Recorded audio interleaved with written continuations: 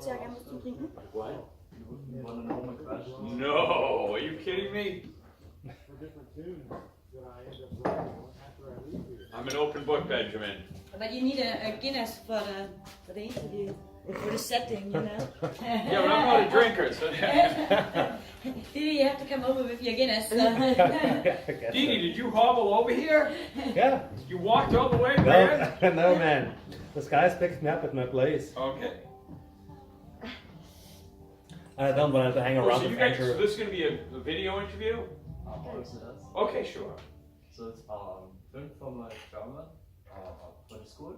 Okay.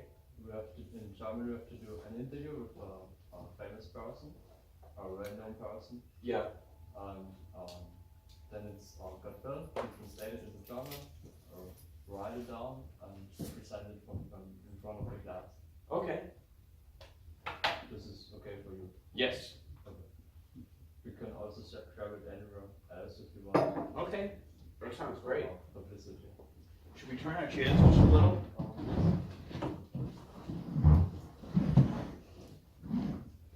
Sieht man das gut? Alle? Das dann. Just turn on the record on my phone.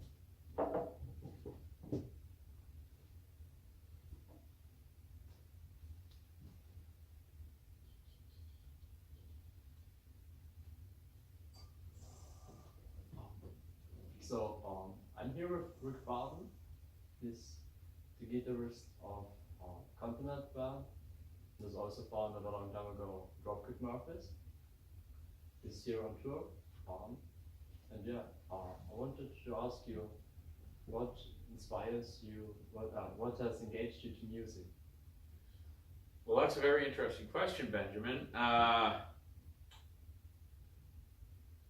think, well, first of all, I'm much older, 58. I've been at this for a long time. I started playing in a band with my brother in Boston, Massachusetts back in 1979. It was a band called The Outlets. Okay. And we were kind of in the original wave of punk rock. So I think, I mean, this isn't a very good answer. I love music, okay? I grew up on like Alice Cooper, the New York Dolls, and Iggy and the Stooges, and then that progressed into punk rock when punk rock came along. And, you know, I saw the Clash back in the day, I saw the Buzzcocks, I saw lots of the legendary bands. But I think the main reason I wanted to play music was for the party and for girls. I mean, I didn't really, it wasn't like a calling for me to play music. It wasn't like ingrained in me. My brother, who I played with in the Outlets with, was an incredible guitar player and musician, and he basically just would say, I need you to play 3 chords for me, and I would just play 3 chords, and he would practice his riffs. And so I was just kind of like going along with whatever he wanted. Yes. And then one day he said, you know, let's have a band. And I said, okay, let's have a band. You know, the party can continue. Yes. So it wasn't really, I was never somebody that became inspired by, like I didn't see something and say, oh, I really want to do that. That never happened for me. Okay. It was like, I wanted feeling. It was what? By the feeling of It was just because he was asking me to play, and I just realized that playing in a band was kind of a way to be popular, you know? So it wasn't a good reason to play, but nonetheless, that's why I started it. Okay. So have you got any goals you want to reach as a musician? Goals now? Yes. I can tell you exactly, just a brief history. You know, I played in that band, and then that band lasted for about 12 years until 91, 92, and then I had to clean up. I was really heavily into drugs and drinking from all that partying, and I quit drinking, quit doing drugs, and I just basically, at that moment I said, my only goal right now is to learn how to write a song, because my brother wrote all the songs back in the day. and it took me about 3 years, and I went home and I played the acoustic guitar every single day, and I learned how to make up some songs. And then my friend asked me if he wanted to form a band around 95, and that was the Dropkick Murphys. So my original goal, once I quit drinking and partying, was basically to learn how to write a song. And then, since that time, I've been through a lot. And now my only goal, this is going to sound crazy, I want to leave my music career with a good feeling, because bands are brutal. Well, you know, you drive around in a little vehicle, and there's always animosity and infighting, and it's just terrible. I've been in some bad band situations over the many years, and with this band, my goal is that we have a harmonious, beautiful little crew, and we just and so far it's working out. Like, I am very satisfied. I'm happy. We don't fight. Everybody seems to get along pretty good. So my goal is being achieved. It's just basically to have a nice little band and be able to leave music on a good note. How's that? On a positive note, you know? Yes. Because it's not easy. It's not easy being in a traveling band. It sounds like a nice goal. The what? It sounds like a nice goal. Yes, it is. You're successful with it. You're driving around with Continental band now for 6 years, 7 years? No, we started in, our very first tour was 2010, the summer of 2010. We did a little tour of Canada, and then in September we went out with the Street Dogs from Boston. Who else was on the tour? Flatfoot 56 from Chicago, and Matt Freeman had a band, Devil's Brigade, Matt from Rancid, and we were the opening band, and we did a big 8-week tour all over the United States, and that kind of got us going. Yes. So, as an already well-known guitarist and somebody who reached his goal, what advices do you have for young guitar players, new guitar players, or new musicians? Advice? Yes. Oh, I have a lot of advice. Well, first of all, the most important thing to learn is to be able to get along with people, and to not so much be thinking about what you're doing, like, and wanting people to see how good you are. Yes. But try to contribute and help out the other people around you. You know what I mean? Be a contributor to all the other people around you, and realize that you're not that important. I'm not that important, and no one is that important. What we want to do is create a good environment. It's always about creating a good environment, no matter what profession you're in. You know, if you're, but especially in music, you know, try to be helpful to those around you. Don't always be looking for, you know, what can I get, in other words. So always help the people around you. If you see someone else in the band or another person that you're playing music with might be struggling, help them. You know what I mean? Yes. Don't shun that person. Help that person to get better, and then you in turn will become better because you're helping somebody, and you'll feel better about yourself, and everybody gains from that. So I just don't think. I think the most important thing is getting along with the people that you're working with. That's more than being a virtuoso musician, more than learning, you know, scales and all of that. It's all about getting along. That's the key. I will remember that. So,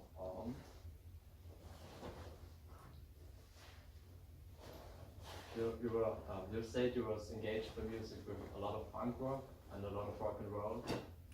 What is your opinion on the new music, the modern music nowadays? People are listening to.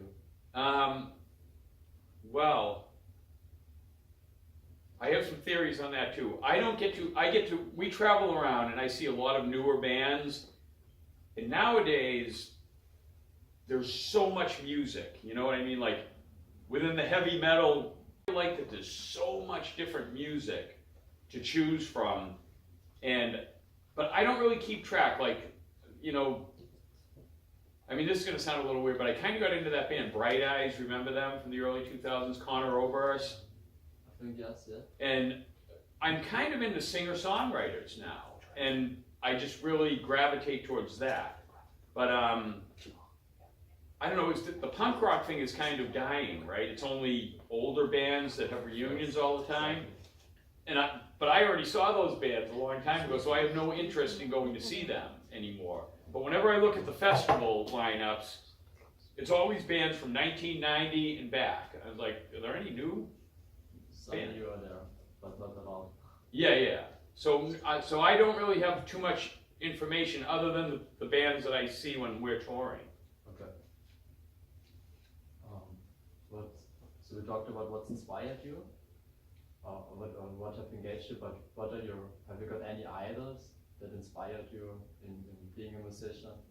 Yeah, well, I mean, I love Bob Dylan. Bob Dylan?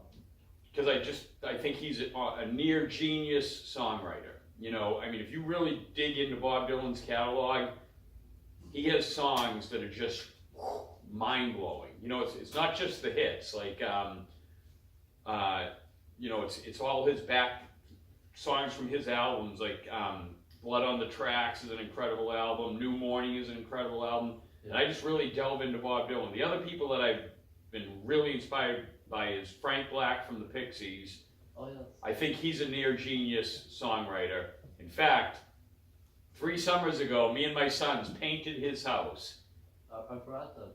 What, you read that? Yes. That was an incredible experience. We showed up to the job, and we're in our van with all our ladders on the top, because I'm a house painter. Yes. Me and my son, we paint houses. That's how we also make money to play music. And we pull up in front of, his real name is Charles Thompson, but everyone knows him as Frank Black. We pull up, and we look over, and there he is on his front porch, in his tighty whities and a pair of dark glasses. And me and my sons looked at each other, because my sons all love Frank Black too, and we go, this is surreal, isn't it? And I go, it's unbelievable. It's unbelievable that we're coming to paint this guy's house. And he ended up being a really cool guy, and we talked about music, and he's just, have you ever checked out any of the Frank Black and the Catholics music? No. He did this series of albums from 1998 until about 2005. Okay. There's about 6 or 7 Frank Black and the Catholics records, and they recorded every record live to 2-track in the studio, and it's some of the most rocking, incredible songs that you have ever heard. It's unbelievable. Really, it's like better than anything he did with the Pixies. Okay. It is so incredible, and I love him. I just think he's, like, I'm really into lyrics, and that's why I love Bob Dylan, that's why I love Frank Black. They just have this, they evoke imagery that most singers don't do. You get Tom Waits, you know, but these are legends, you know, so maybe they're legends for a reason.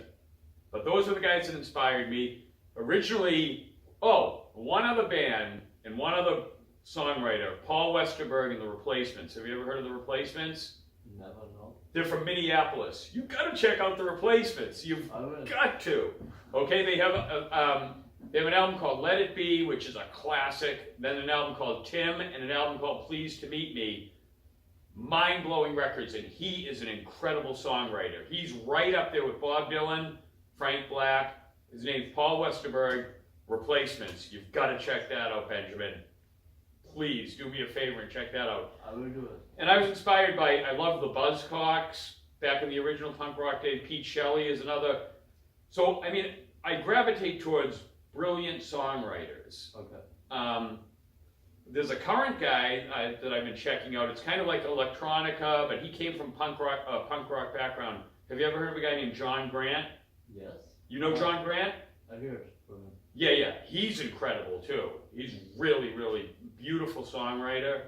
So I'm just into the songwriters that write music from here. You know what I mean? That just really dig up incredible imagery and feelings, and it makes you, you know, really feel deeply. You know, like my friend Dee over there, he requested a song of ours last night. We played right here, and he goes, "Can you play the song Busted?" And that's one of the Continental songs. And I was like, "Well, Dee, we haven't played that one in a long time." And I just started strumming the first. I was just going to play the first line for him and sing the first line. "You might be busted and not feeling free." But then I said, "Well, we'll keep playing it." And we kept playing it, and then the band joined in, and we played the whole song. And Dee came up to me afterwards, and he said, "You know, every line of that song I can identify with." Okay. And so, you know, that's another thing of the goal. So I made Dee feel that song. Well, I didn't make him, but he felt that song that I wrote sitting somewhere.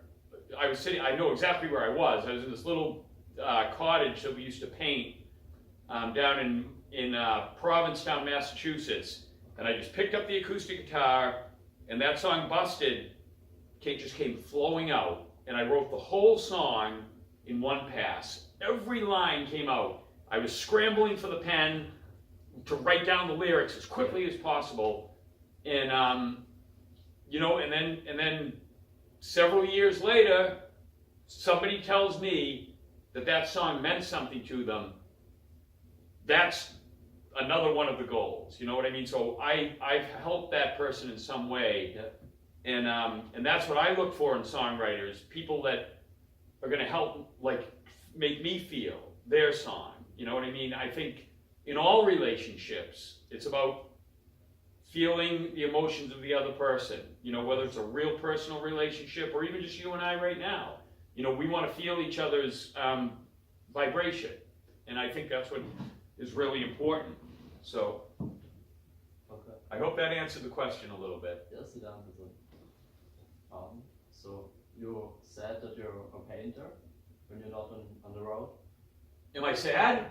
No, you said that Yes. you're a painter. Yes. How do you manage that? Are you calling your boss one day and say, "I'm off the road for 6 months"? I'm the boss. You're the boss. Yeah.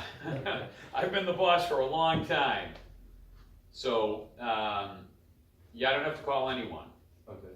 You have your own house painting company. Yes, I have my own company. Okay.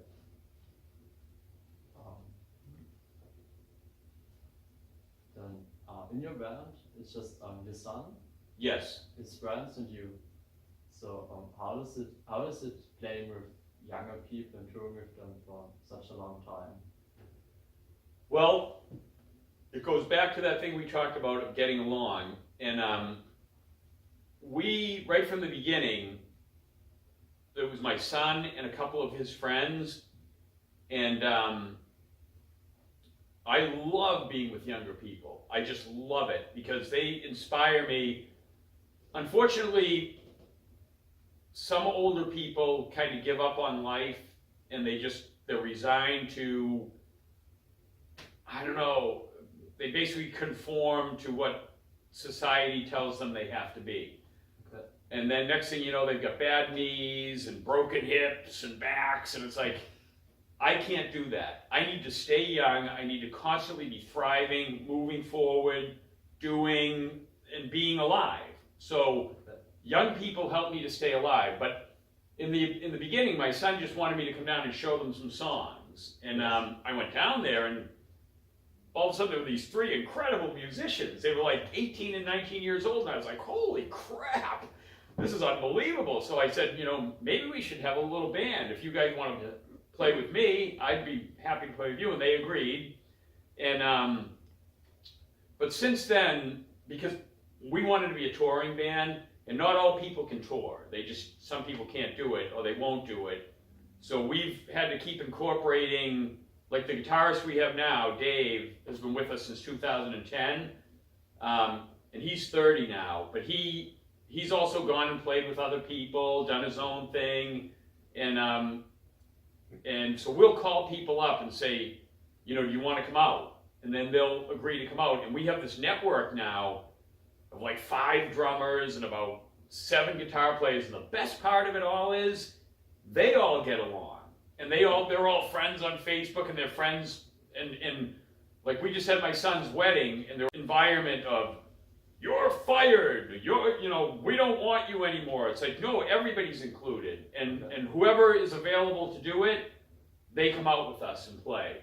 And everybody seems to understand that, and nobody has any hard feelings. Yes. And it's been great, so not only do I get to play with, just a couple of younger people, I get to play with, a bunch of young people, because whoever is available, they'll come with us. And it's kind of good switching musicians around, because then it's a new dynamic, you know what I mean? Yeah. And we get to, like I said before, we get to help them and they help us, and learning about life and learning about getting along with everybody. It's like a little band community. Band community, exactly. And I can't stress enough how important it is to become okay with each other. It doesn't mean you have to be best friends with everybody, but to be okay and accepting, that's the key.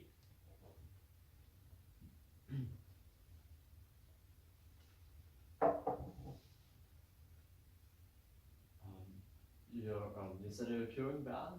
Yeah. But you tour a lot of small places, like here in Mühlgraben, or today at Continental. Yeah. What brings you to such small locations?